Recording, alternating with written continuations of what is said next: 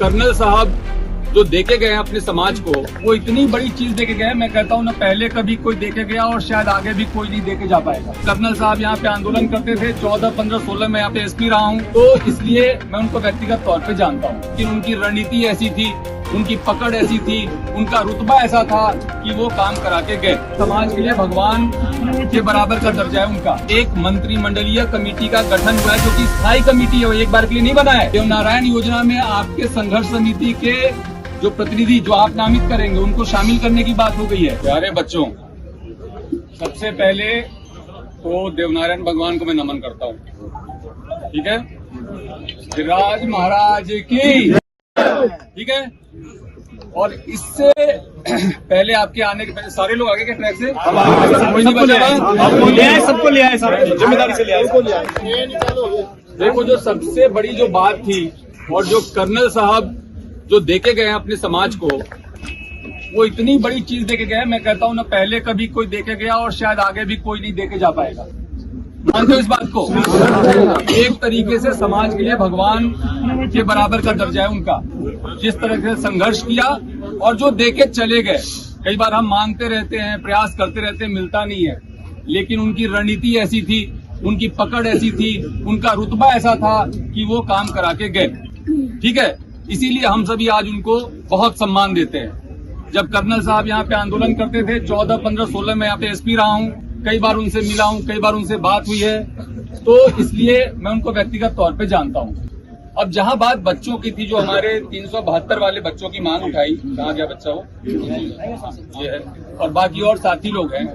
एक बात बड़ी छोटी सी और मोटी सी समझने वाली थी कि हम लोग यहाँ पे 372 पद पे नौकरी मांगने के लिए ही तो आए थे ना, कि जो हमारा अधिकार है हमें दे दो, जो हम मानते हैं हमारा अधिकार है।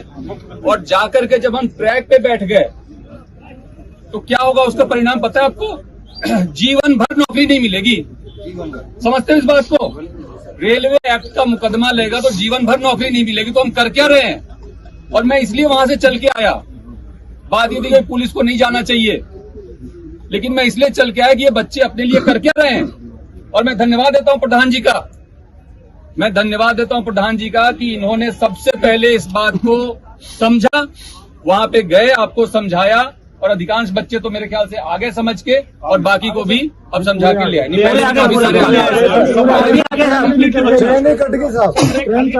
बहुत बढ़िया। तो आप लोग इस बात को समझो कि एक तो प्रशासन, सरकार और समाज अलग अलग नहीं है, ठीक है। जो कोई हमारी मांगे होती हैं, जैसे कह रहे हैं हम 7 साल या 17 साल से आप मांग कर रहे हो, 7 साल से मांग कर रहे हो, पूरी नहीं हो रही है, तो उसमें क्या दिक्कत है, आपका पॉइंट ऑफ व्यू क्या है, सामने वाले का पॉइंट ऑफ व्यू क्या है, इसको क्लियर करने के लिए आज जो एक घोषणा हुई, जो मैंने सुना कि एक मंत्रिमंडलीय कमेटी का गठन हुआ है जो कि स्थायी कमेटी है, वो एक बार के लिए नहीं बना है। वो हर 3 महीने पे मीटिंग करेगी और पहली मीटिंग इसी मंथ होगी, इसी जून माह में होगी। तो वहां तो आपकी बात सबसे पहले रखी जाएगी ना। तो इतना ज्यादा उद्वेलित होने वाली बात थी नहीं। और फिर भी अगर आपके दिल को चोट पहुंचा, मैं समझ सकता हूं। हम लोग सभी रोजगार के लिए बहुत, हमने भी संघर्ष किया है। हम भी कॉलेज में पढ़े, दिल्ली जाके पढ़े, नौकरियों के लिए कंपटीशन दी, फिर नौकरी हुआ तो नौकरी में हमें पता है कि एक बेरोजगार का दर्द क्या होता है। लेकिन साथ ही साथ अगर ये दर्द था तो थोड़ा सा धैर्य रखना चाहिए था, मैं मानता हूँ। और मैं कोई आपसे दूर नहीं हूँ, प्रशासन आपसे दूर नहीं है, कलेक्टर साहब, एसपी साहब आपसे दूर नहीं है, और न सरकार आपसे दूर है। मैं आपको कहना चाहूंगा, आपकी जो महापंचायत थी उसमें आपका बिंदु था, जितने भी उसमें पॉइंट्स तय हुए, आप देखिए तो 9वीं अनुसूची में कैबिनेट से प्रस्ताव पारित करा के भेजने की बात हुई। एक ये मन में हमेशा डर रहता है ना सबके कि कहीं हमारा आरक्षण खत्म नहीं हो जाए, ठीक है। तो वो 9वीं अनुसूची में डालने के लिए कैबिनेट से प्रस्ताव पारित करने की बात को लेकर के सरकार ने अपनी सहमति व्यक्त की है, जो कि पहली बार हुआ।